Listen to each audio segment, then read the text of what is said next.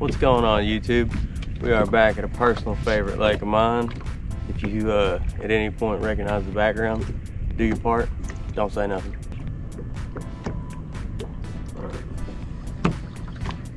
Second drop. We can call it the first. Technically the first. Just get my bearing on that last one.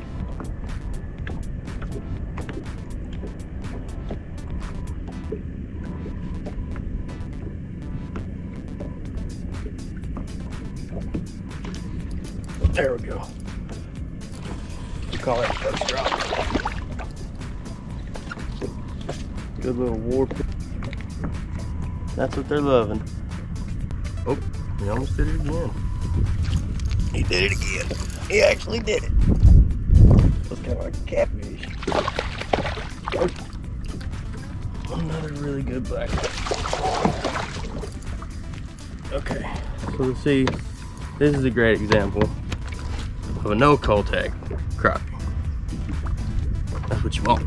So you might have noticed that after I break off, I retie the leader and a jig.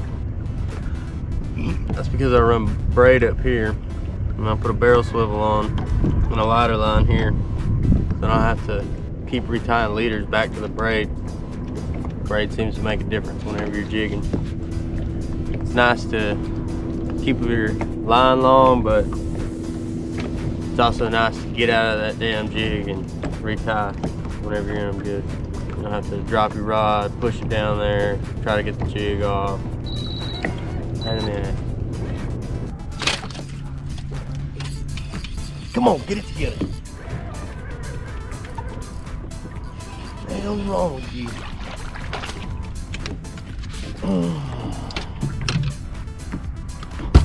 What was that about? Chill.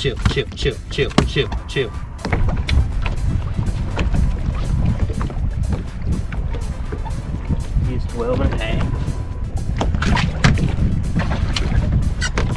Good click.